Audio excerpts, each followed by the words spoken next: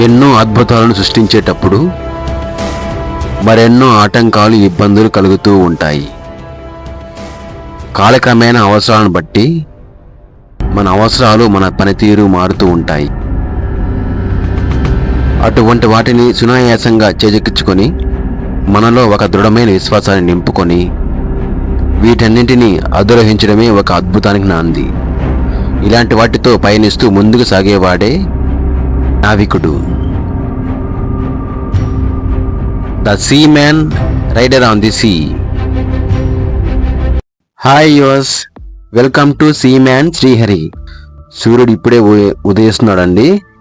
చాలా ప్రశాంతంగా సాగుతుంది మా సైలింగ్. ప్రస్తుతం మా షిప్ ఈజిప్ట్కి వెళ్తూ ఉంది.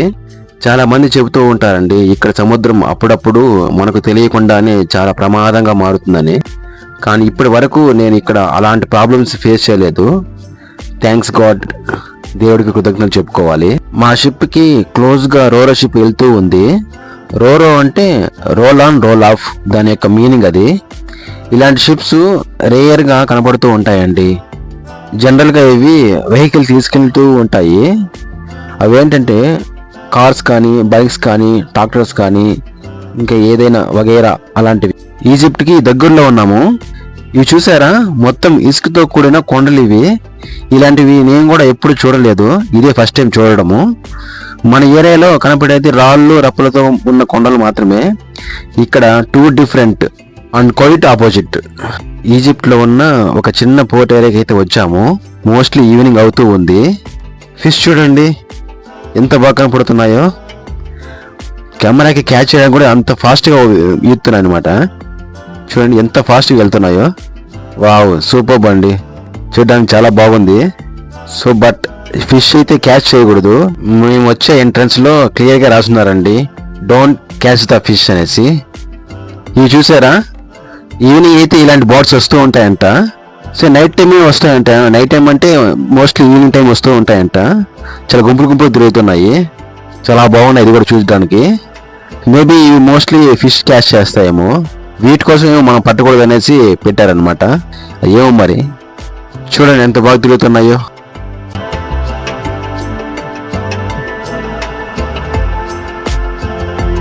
నైట్ అంతా ఫుల్గా రెస్ట్ తీసుకున్నాను. ఇది షిప్లో ఉన్న స్విమ్మింగ్ పూల్ ఇది. సో మార్నింగ్ నేను ఇక్కడే స్నానం చేశాను. చాలా హ్యాపీగా స్నానం చేసుకుని బయట వచ్చా ఫ్రెష్గా. మా చీఫ్ ఆఫీసర్ చెప్పారు, వేరే ప్లాంట్కి వెళ్తున్నాము సప్లై వెజల్లో అనేసి, మీరంతా రెడీగా ఉండండి అనేసి. సో రఫ్ సీ ఉంటుందని చెప్పారు, కానీ మరి ఇంతగా ఉంటుందనేసి మాకు తెలియదండి. చాలా తీవ్రంగా ఉంది రఫ్ సీ. బాబాయ్ చూడడానికి, చూడండి మీరే.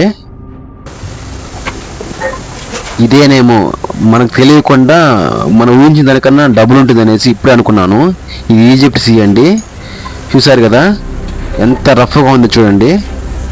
ఇప్పుడు ఫేస్ చేస్తున్నాను, ఇదే ఫస్ట్ టైం నాకు కూడా. ఈ ఈజిప్ట్ సీలో ఇంత రఫ్గా ఉంటుంది నాకు తెలియదు.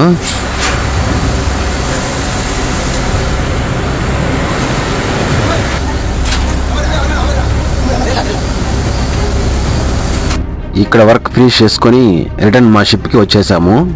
ఇక్కడితో నా పని అయిపోయింది అనుకుంటే నాకు మళ్ళీ ఇంకొక టాస్క్ ఇచ్చారు. మా షిప్కి ఇన్స్పెక్షన్ ఉంటుందని చెప్పారు. సో మా చీఫ్ ఆఫీసరు ఎక్కడెక్కడ ఇన్స్పెక్షన్ చేస్తారో అక్కడంతా క్లీన్గా ఉండాలని ఇమీడియట్గా నన్ను హైడ్రోబ్లాస్ట్ చేయమన్నారు. దాంతో ఒక్కసారిగా నేను షాక్ అయ్యాను. ఎందుకంటే హైడ్రోబ్లాస్ట్ అనేది మామూలు విషయం కాదు. రైఫిల్ గన్ స్పీడ్ 200 నుంచి 1000 ఆర్ 1500 బార్లో ఉంటుంది స్పీడ్ అది. కానీ హైడ్రో బ్లాస్టర్ స్టార్టింగ్ స్పీడ్ 250 నుంచి 4000 బార్ స్పీడ్లో ఉంటుంది. నాకు ఇచ్చిన speed limitation 500 speed bar. So ఇంత హై ప్రెజర్లో రస్ట్ పార్టికల్ని బ్లాస్ట్ చేయాలి నేను. రఫ్ సీ లేదు కానీ హెవీ బ్యాడ్ వెదర్ ఉంది. మేబీ రఫ్ సీ కూడా రావచ్చు. గాలులు సుమారు 40 నుంచి 65 మధ్యలో స్పీడ్ వేస్తున్నాయి. అందులోనూ రైలింగ్కి దగ్గరగా ఉన్న పైలట్ లెడర్ ఫౌండేషన్ కి ఉన్న రస్ట్ పార్టికల్స్ ని బ్లాస్టర్ చేయాలి. ఒక పక్క ఈ గాలుల వల్ల హెల్మెట్ ఎంత టైట్ గా వేసుకున్నా పైకి లేస్తూనే ఉంది. మళ్ళీ ఈ హైడ్రో గన్ ని చాలా హోల్డ్ చేసుకొని ఉంచుకోవాలి. నా కాళ్ళకి అసలు గ్రిప్పే దొరకటం లేదు. సో అలా జారిపోతున్నాను. కాకపోతే ఖచ్చితంగా మనము ఇది బ్లాస్టర్ చేయాల్సిందే. షిప్ అయితే షైలింగ్ లో ఉంది. జనరల్గా షిప్ సైలింగ్ ఉన్నప్పుడు ఇలాంటివి ఇవ్వరు, మామూలుగా స్టాండ్ బైలో ఉంటేనే ఇస్తారు ఇలాంటి వర్క్స్ అన్ని. కానీ నాకు చూడండి ఎలా ఉందో. సో ఇలా ఉంది చూడండి టాస్క్ నాది, చాలా టఫ్ టాస్క్ నాది. ఒకసారి వింటారా హైడ్రో బ్లాస్టర్ సౌండ్ ఎలా ఉంటుందో అనేది? ఒకసారి వినండి ఎలా ఉంటుందో చూపిస్తాను చూడండి.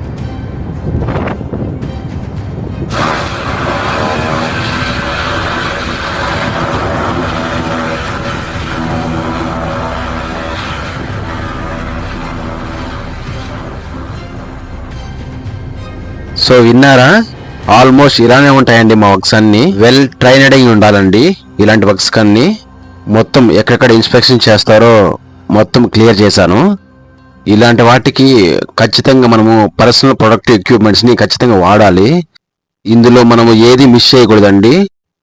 ఓకే గైస్, మరిన్ని అప్డేట్స్తో మరో వీడియోలో కలుద్దాం. Until thank you so much, thanks for watching.